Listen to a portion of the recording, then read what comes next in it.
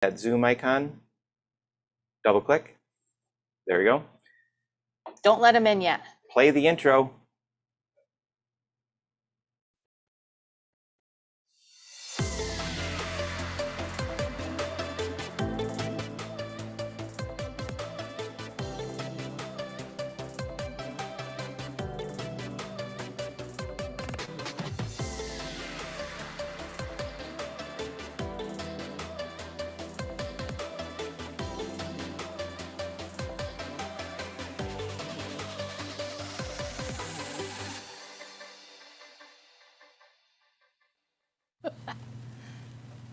Are we? Wait, we gotta let the people in. All right, good. We're good. Welcome everybody to the Connect Show. We join you each week to provide you with the resources to be successful. That is a great start, and we're on this journey together, and it would be wonderful if we could hear how we can help you. So please email us at ideas@theconnectshow.com. Please like and subscribe if you're listening to this on podcast, LinkedIn, YouTube, or the Facebooks. And if you'd like to join in the conversation on Zoom, just join us at, what is it, bit.ly or bit.ly / the Connect Show. And so, Nathan, if you went to our feed right there and you selected Spotlight for Everyone, that would be fantastic. Are you on gallery view or on regular? I am on regular view. Okay, perfect. Now we're set. Look at that. So this month we're talking about automation and automation tools that you can use in your business. And today our guests are Benny Pacala and Justin, and we didn't ask him how to pronounce it. It's an H. Okay. We're gonna have Justin pronounce it so that we do not do it wrong, because that's impolite. We're in a little bit of a rush this morning, so we'll get to that. And coming up next week, we have another exciting new show with Terrell Christians and Jesse Berg. I think this is next week is our last show on automation. It is. And then we're moving on to coaches. It is. So it looks like we have a couple people in the waiting room. We'll let them in. And so share your information in the chat. Put your LinkedIn information there so that we can connect with you better. And just to give you a reminder, I have a business called Small Business Milwaukee, and that's where we do a lot of website design and social media marketing for your small business. But we also do have a very large directory on our website. So if you're a small business owner and you're in the local area, we encourage you to get your listing on our directory, because it is great for SEO and exposure to your business in the Milwaukee area. And summer is coming, and if you're Is it really? Is it really? Hey, tomorrow you're gonna be baking in the sun and getting all deep, dark, and delish. And there's no better time, speaking of deep, dark, and delicious, than summer to create video, because you look your best. Your skin looks healthy. You look vibrant. You're out having fun. Frolicking. The goat-footed balloon man frolics far and near. It's good for photographers too. Also, that is like in August, that is the best time to have your photo taken. Yeah. So create video, whether you create it with us or you create it with somebody else, like yourself or spouse. Then just do it in the summer, because that's when you look the best. Rock it. Good tip. So we're still talking about automation this month, and we have Benny on, and we're going to talk about apps. And if you were an app, what app would you be? Oh, no, wait. If you could build your own app, what app would you build? Because I don't think I want to be an app. I know, that would be weird. What app would I build? Maybe an app that would easily manage all of the people that I know in a cool way that I'm not entirely sure what that would be yet, but maybe an app like that. Like a customer relation management system? Something a little bit like that. But your phone already has a lot of that already in there, so I don't know if that would really, I don't know. kind of app would you have? What kind of app would I have? I think you could make an app with video. I talked to a guy who did, he had an AI that could extract video, and then you know how there's AI that can rewrite things? If you were to combine those two. So if we were to create a video, somehow the AI could find, you know, all the cool stuff. So when we're talking to Benny and we say, Benny, what's the meaning of life? And Benny answers with the best answer ever. The AI could just pull that video out, make a little video about it, and then put some donuts on it. You know, put some tags on it. You could automate that. That would be a cool app. I think it's doable. Or you could just have Carlo edit it, right? I'd be out of a job. Right? I know. Okay, so maybe that's a horrible app. Okay. The apps are, I think they can be good and they can be bad. Yes. Just like robots. Yeah. They could take over the world and eat us, or, you know, it's possible that they could, you know, help us. Who knows? I don't know if robots want to eat us or not. So technology is best when it brings people together. That is our quote of the day. I love that quote. It's great. And because really, what else do we want technology other than information? That should be the next thing. Should bring people together. It should, and not eat us. So vitamins for the soul. I think we should work through the vitamins for the soul a little bit differently today, and ask our guests What kind of apps they would like? Yeah, what kind of apps they would like. And I think that would be a good place to start. And I think we should get right into our guests. I'm excited to talk to these guys. So are you good with that? I'm good. Ruby. So Justin Vaco is a speaker and award-winning marketer who is passionate about connecting great employers to great employees. Justin has seen too many fantastic companies struggle to recruit. That's why he and his company, Dialogue, help employers generate more job applications by building their online reputation using videos, online reviews, and social media. Justin lives in Chippewa Falls, Wisconsin with his wife and his 3 kids in their first home, where he is on a steep learning curve wrangling not working appliances and fixing leaky faucets. Learn more about Justin and Dialogue at www.recruitwithdialogue.com, and welcome Justin to the show. Welcome, Justin. So glad to have you on the show today.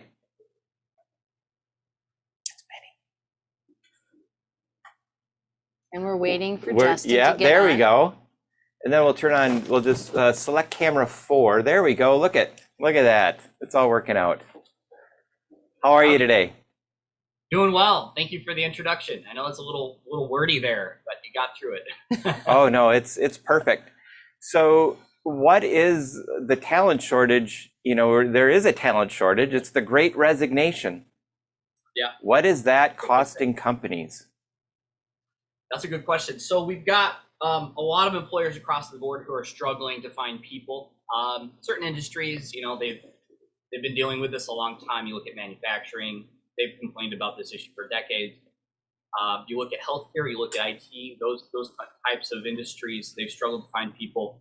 But I think for the first time in our lifetime, it's now hitting every industry. And it's caused by, honestly, a lot of retirements. There's simply a generation gap between baby boomers and Gen X.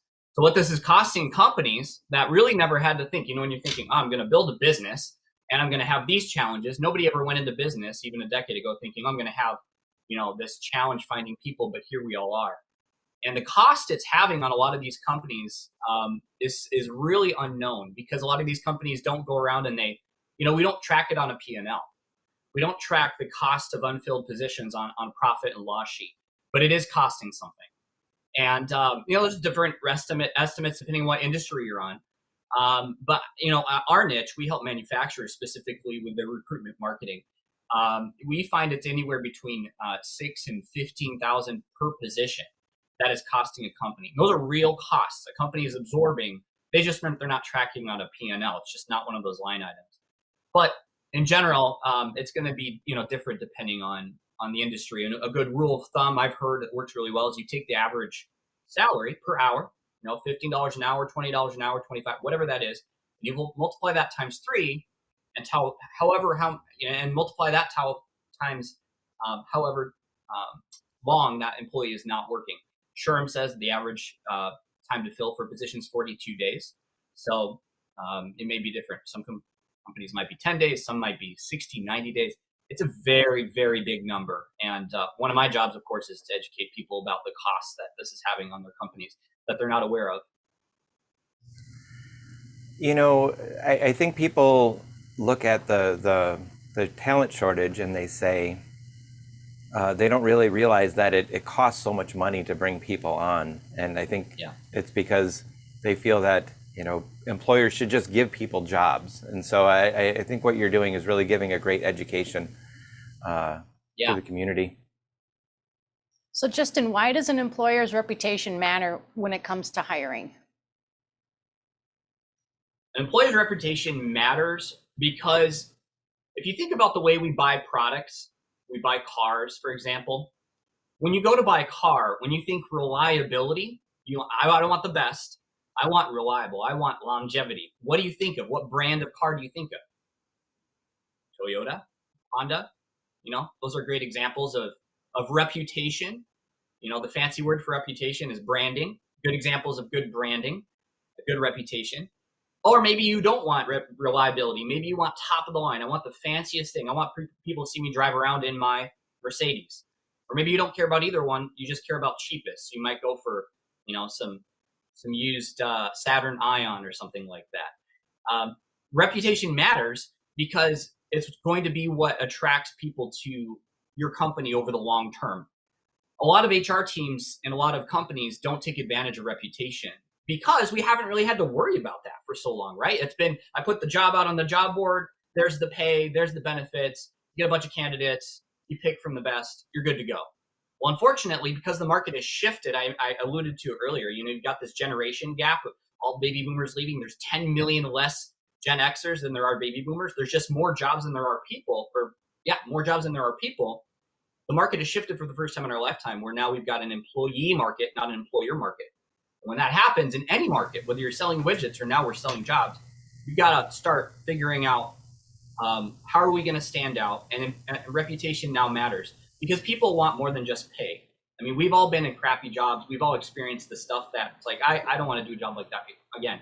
And so we're all vetting when we take on a job, we're making a huge purchase, if you will. It's like buying a house, buying a car. It's bigger than that.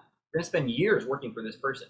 So reputation matters because people they're going to vet you online. They're going to look at online reviews. They're going to look at social media. What are people saying about this person? What does this employer have to say? Or what do they not have to say? Often that's just as important. What are they not saying that they could be saying? The reputation matters because it's going to be a huge factor in whether someone decides to apply for your jobs or not. Now, pay is still important, but your reputation is just as critical, I'd argue. And that's what we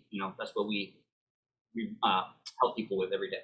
Mm-hmm. And I think employees know this, and they're using it a little bit as, I don't want to say leverage, but they know it. So they know that they can shop around. They don't have to take the first opportunities that come their way.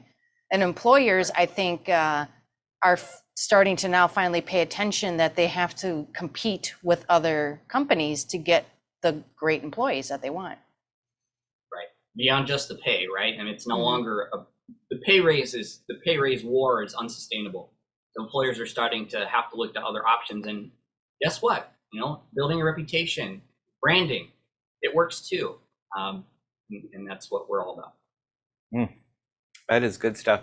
One point that I remember is when before the lockdown of the last 2 years, when people talked about the wages for maybe service workers or something, it was no way, it's impossible, they'll go out of business, there's no way that it can sustain it. But now it's happening and we're all in business and it's working, right? Yeah. Isn't that amazing? That amazing? Yeah, we're all still here. You find a way to make it work. Yeah. So what opportunities are companies missing when they're in the race for talent? Well, one of the things they're missing, we just kind of talked about it, is just starting to talk about themselves or basically highlight their employee stories. When the market shifted, now we're in an employee market, like you said, Tracy. Employees have the pick of the litter, so to speak, when it comes to choosing what employer they can work with. If you're, one of the employers who's not saying anything online, people can't find any information about your workplace online. People are going to be gravitate towards those who are building the reputation. They're building their presence online. They got social media posts, they've got videos, they've got good, decent to good reviews. They're responding to reviews. People want to see you're active online, that you care about your presence. We work with one of our colleagues, one of our partners, and they help us with helping our employers develop online reviews. And she said one time, online review platforms are the new front lobby. Nobody goes into the front lobby to grab an application anymore. But when they did, it was pretty good. It was pretty important to make a good impression, right? You wanted a lot of light. You wanted to have nice seating. You want to make sure there's someone to greet them.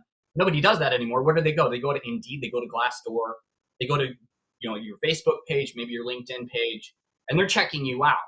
And that's an opportunity a lot of employers aren't taking advantage of. Just building this new process of, we've been marketing ourselves.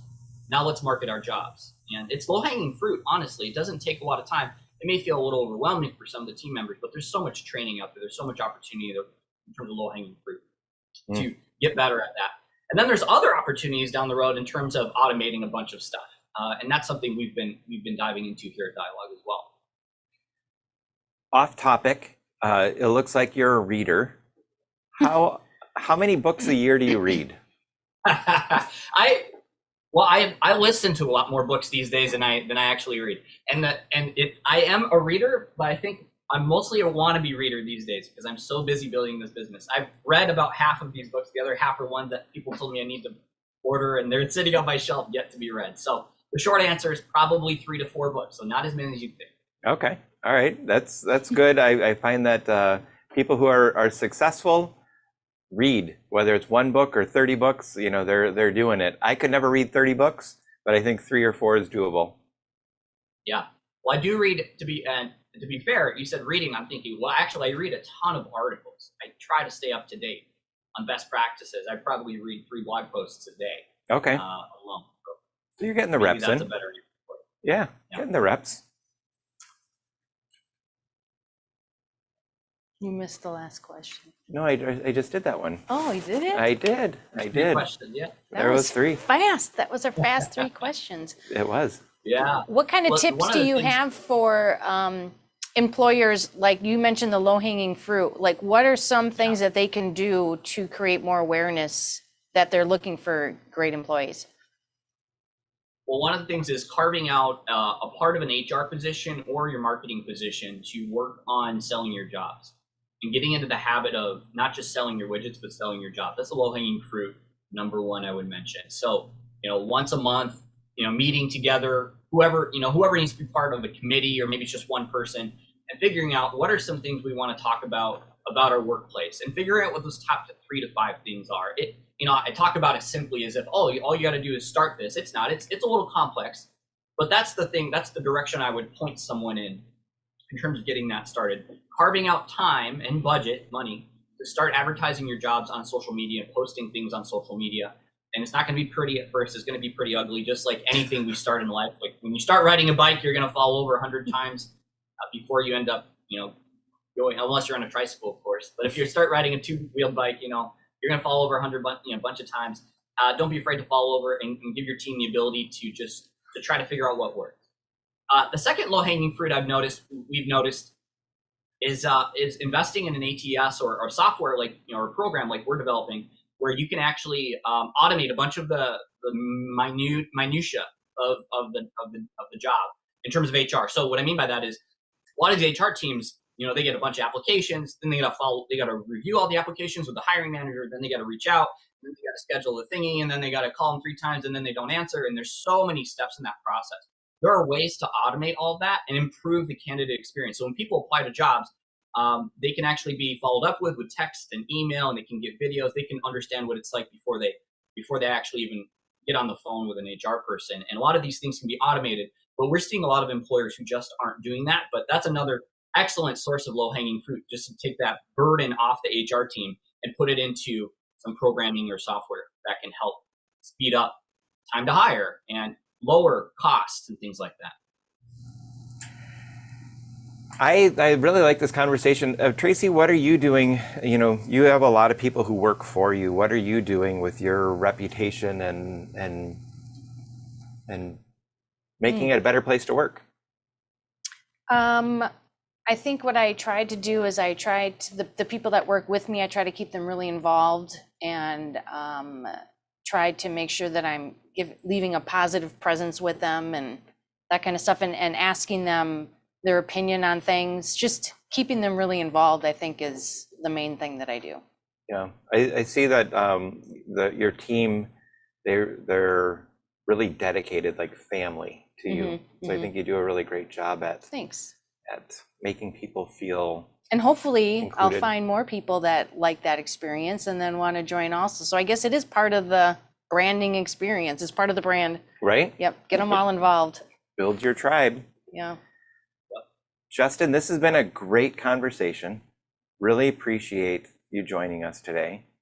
I did put his link in the chat. Okay. He has a page on the Connect Show that you can find more information about him. Do you have anything that you want to offer our guest today, Justin?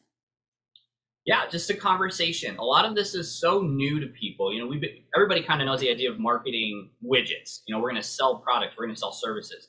So few folks are familiar with the idea of selling jobs. It's been happening for decades in a lot of very high ticket industries like healthcare and IT. But now we're in an age where the entire market has shifted and a lot of people are having to change their tactics. The job boards aren't working anymore.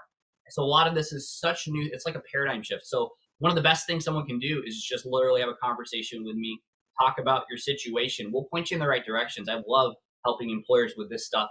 And hey, if you want to hire us, great. Otherwise, we just, I'd love to get 15 minutes with someone, 30 minutes, unpack where they're at and give them some good next steps for low hanging fruit. What can they do to improve their online reputation, whether it's Indeed reviews or social media or maybe some internal communications help.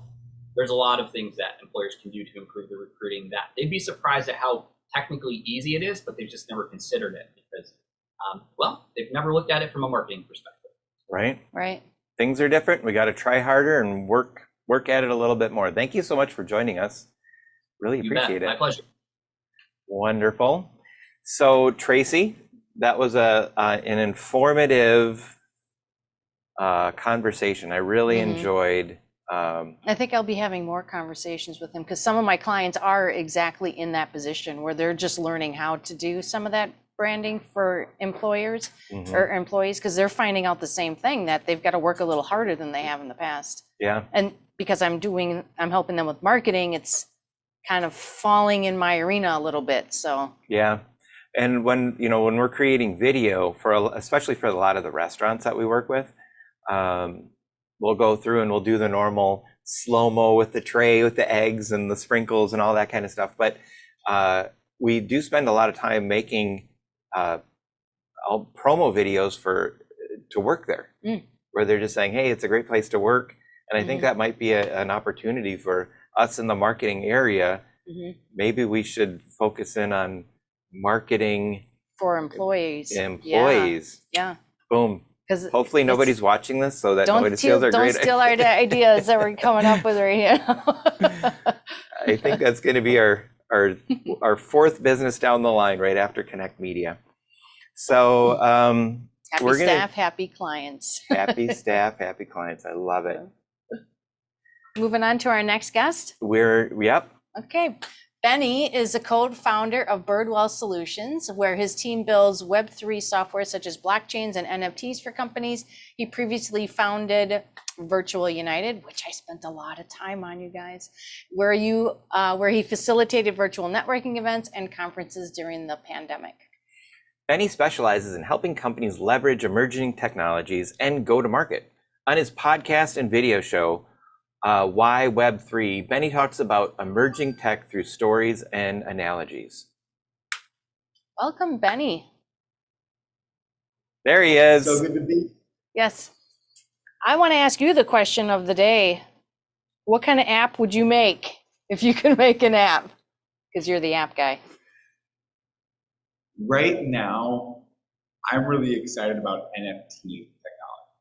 So my app would be a way for any business to come on board and see the tools available and kind of know when to make that jump, but really be like a full service hub to help companies, so B2B, to launch NFTs. That's what we're going with. I know in our conversation we're going to talk a little bit more about NFTs, and I can't wait to get into that. But first, Tracy has a question for you about apps. Yeah. They sound, and from what I've heard, they're terribly expensive. Are they terribly expensive to make an app?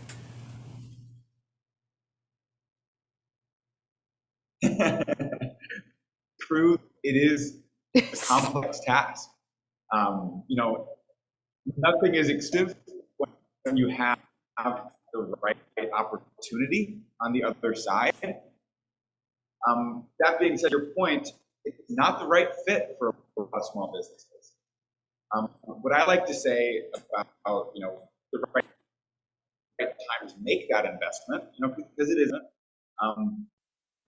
It's when you're up against a wall that you can't get over. But about that in a moment. But to your point, they can be sizable, and so really it's important about looking at what is the opportunity on the other side of it. So Benny, in your moving, your first location, you were great as far as like bandwidth and everything, and over in this location, it's coming in a little choppy. So I just wanted to like call it out, because I know everyone's like, oh, it's looking a little funny, but I think we moved a little bit, so whatever happened, we'll make it work. So how do you get funding? How can you get these apps paid for? Absolutely. The most important first step is to make a roadmap. So to look at, if you've got a big picture plan for your application, what is the 5-year goal, and how are you going to break that into smaller steps? Once you've done that, it usually is apparent that there's a few major milestones for your application. Let me give an example. With my application idea to help businesses come and use a new technology, that's a very big undertaking.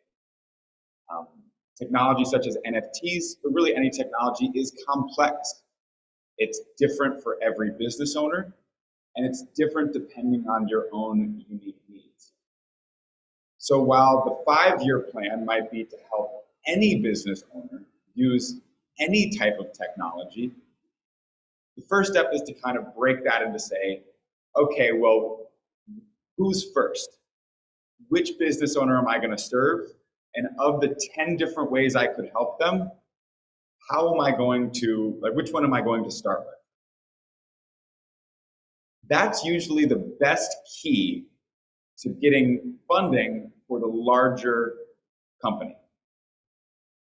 So for example, if I've gone and I've decided that I've got a 5-year plan, but in year 1, all I need to do to accomplish that plan is to launch the first version of the product and show that I can in fact help businesses use NFT technology.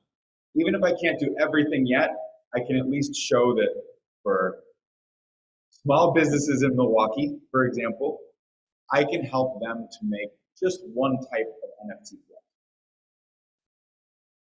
With that plan in place, you can go to industry experts and preferably investors that are familiar with your industry and see if they'll help you to reach that plan, right? See if they can say, hey, Benny, I see you've got a $10 billion problem with enormous, great vision.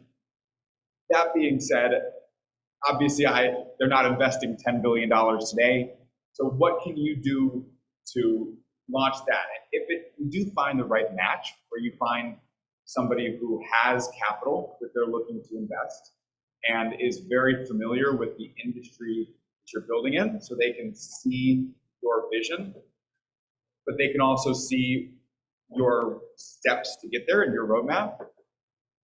That's usually the conversation starter as far as, all right, well, how much money do you need? And where can I help? And it helps show somebody that has capital, who's right, they're choosing between multiple different opportunities. So having that big plan and breaking it down helps communicate why you are the right opportunity and open the doors to funding. I like how you have not only a solution to build the application or the NFT or the blockchain that you are talking about, but you also talk about how you can get it funded. I think there's more to it. Everybody wants to build an app, but you are really full service where you help people through the whole process. Off topic, you look like you're in a really cool city. Like, okay, where are you? This isn't Milwaukee. That's correct. I am down in Miami, Florida. Yeah, they are so cool down there. Like, everybody just looks cool. Just walking by, they look like they're in a stock movie or something. I don't know. Look at that guy. Florida wannabe. Yeah. He just looks cool walking by and opening a door. He's crushing it. It looks so sunny there. It's true. It's summer all the time in Miami. But I Do you really go surfing enjoy a lot? I don't surf much. It's true that the waves here aren't as surfer friendly as in other beaches that I've been to. I've tried before. Just north of you in Sebastian Inlet, it's on the other side of West Palm Beach in Jupiter.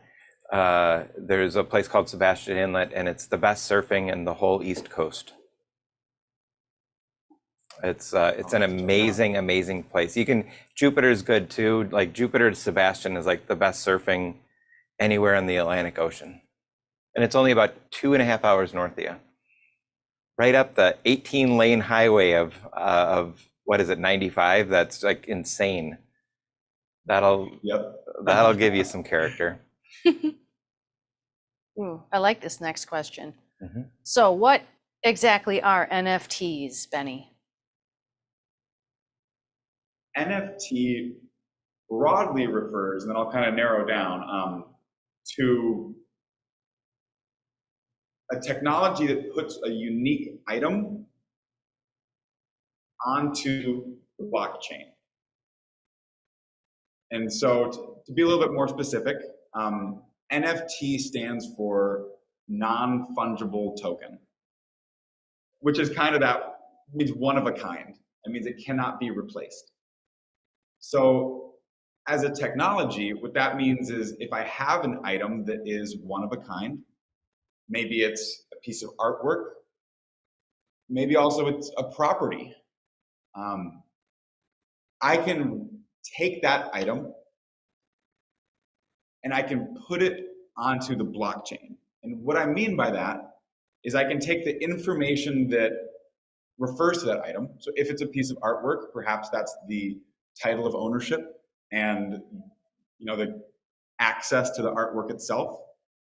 If it's a property, that could be the home, or that could be the property itself and the deed, and put that information onto a network similar to Bitcoin. And for people that are familiar with Bitcoin, which is another example of a blockchain, it's very secure, and it is a way of owning things that other institutions, such as the government or such as big tech platforms, cannot regulate. It's decentralized. So by putting that item, the deed to this house or the access to this artwork, into this decentralized place where it's distributed Facebook can't stop you. Governments can't get in the way. It can be more secure. So bringing it back full picture, an NFT is an item that you can sell and you can trade and you can interact with, same way you could do that with a piece of artwork or with a property.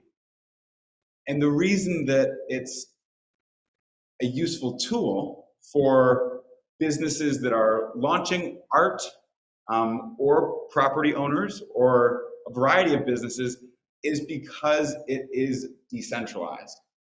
And a decentralized platform has less censorship from a platform like Facebook or something along those lines.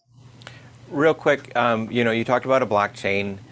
The 30-second explanation of what exactly a blockchain is and why the quick version of it. Yes, happy to explain. So to start to explain what a blockchain is, it's helpful to understand what a regular database is. So a regular database within a cell phone, within a computer, generally works where all of the information is within one item. So with my phone, it is in the phone. When somebody asks the database for information, so say, hey, what is Benny's last name? Maybe the database has my full name, my first and last. What is Benny's last name? It's just going to go directly to that one place that it has it and give me the answer. A blockchain, instead of having one place to go to, it's separated into many different computers. So in the example where previously we would ask the database for Benny's last name, now when we ask the blockchain, it asks all of the different computers, and they all help to give that answer. So similar to the comparison with the NFT technology, you might ask, like, well, why would you want to do that? Why would you need Benny's last name stored in 10 different computers instead of just one? It's safer in the instance that somebody might hack or take control of that one computer, or in the circumstance of censorship from a party that might have an ability to influence one particular computer. So if there's a situation where you have really important information that could be harmed by an outside influence or by one computer having a power outage, for example, blockchain technology can be valuable because it can enable your consumers or whoever is asking the question, what is Benny's last name, to get their answer in a more secure and more open fashion. So the security comes because it asks your last name one day, and then it'll ask your last name another day, and those two verifications say, yes, this is your last name, and they stack up on each other, and you can't go back in time and change those verifications. And so that's where the chain part of it comes in, correct? Yes. The really innovative math behind blockchain is that ability that you mentioned for each of these 10 computers to essentially check the past and check the history that they already have. And by doing that and then checking with each other, so saying, hey, John, what history do you have? Tracy, is that the same? And comparing those, that's how they're able to determine, yes, that is the correct last name, and answer that with absolute confidence. This has been a really informative, informative session. I want to make an NFT. I don't know what. I want to figure out how to I want to know how the NFTs are working in this blockchain thing. That's a great question, and I think Benny can answer that. Let's tie those two answers together. Awesome. I think there's a lot of ways to leverage NFTs, so I'm going to choose one popular way that brands and businesses are using. So, as I mentioned before, NFTs, because they can be owned without the threat of somebody taking it away from you because they're on the blockchain, organizations are using them as a way to give community members ownership in their community. And that might sound a little high level, so let me break that down. And I'll use a very real example. So some people might be familiar with an organization called the Bored Ape Yacht Club. The name doesn't mean a ton at a high level, other than the Bored Ape Yacht Club. They're apes. They're a bunch of cartoon apes. But what the organization behind the club does is what's important.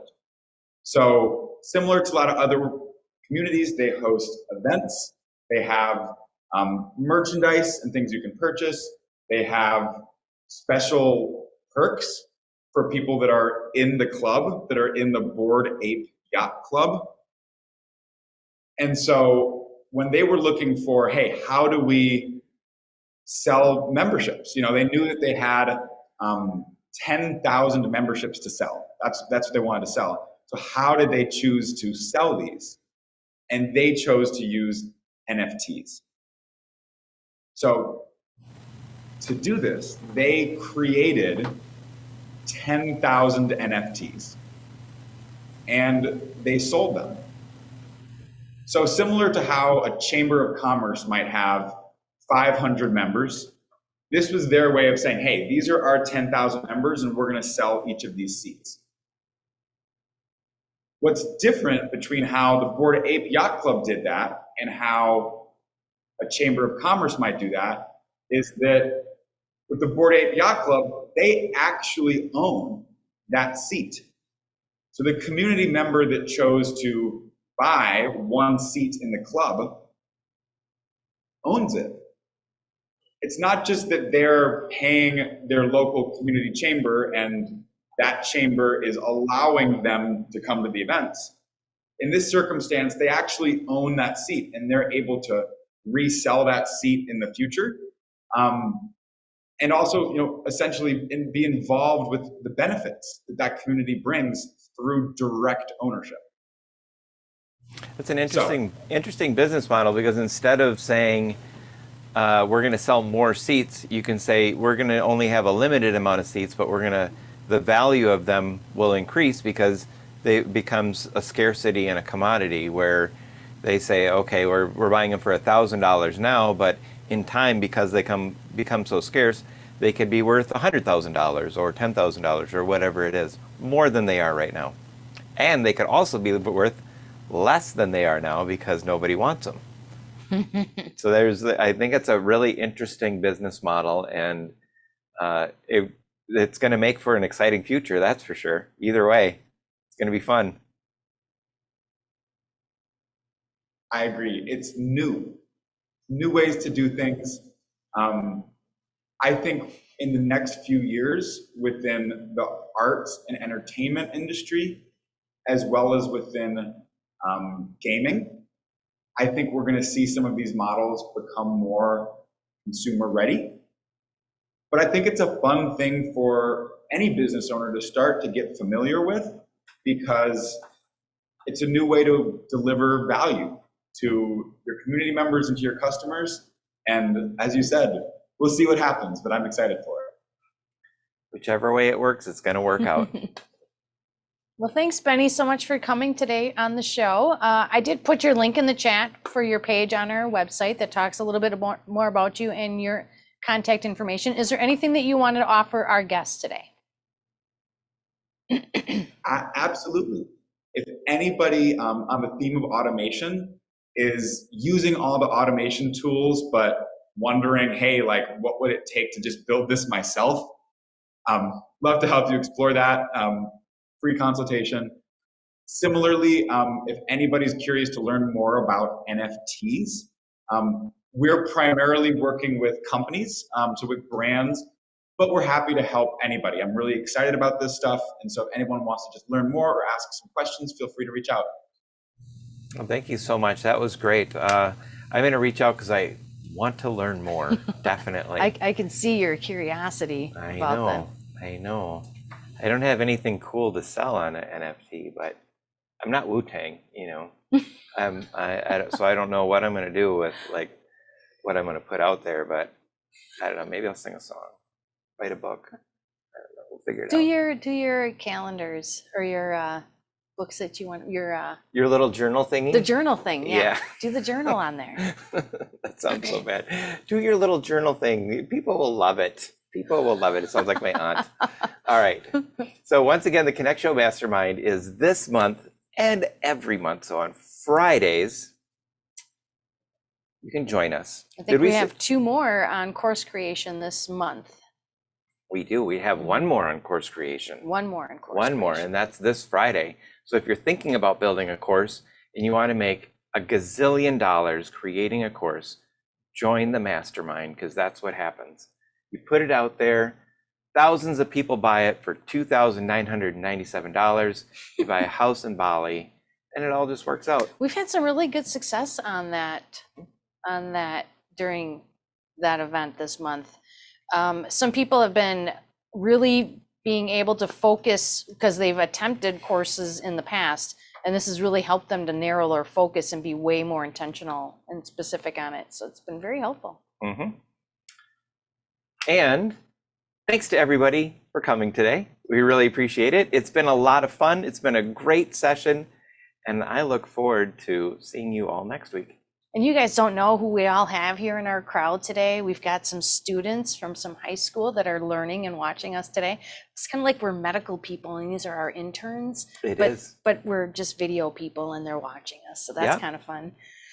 And then we've got our tech guy here doing all the stuff. So John's hands are free and he doesn't know what to do with himself. It's making him a little... Yeah, I got to keep him above board. Otherwise it gets weird. Yep. So we've been having a lot of fun today. It's been good. And Kim cannot be with us today, but I'm sure she'll be here next week. And I think with that, we'll see you next week. Bye, everybody. Bye, everybody. Recording stop.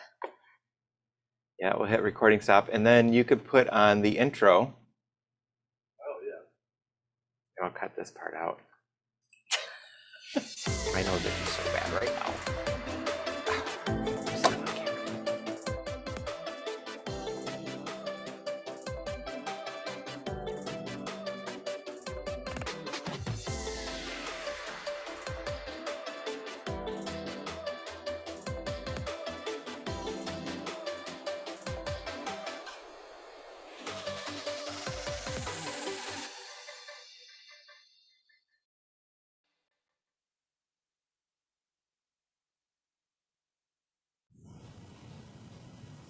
Hey, yo, I'm hanging out for a sec. We're in the clear. Thank you again. It stopped recording. I don't know if you guys can hear me. Just want to say thank you. I can hear him. I He can said hear. thank you again.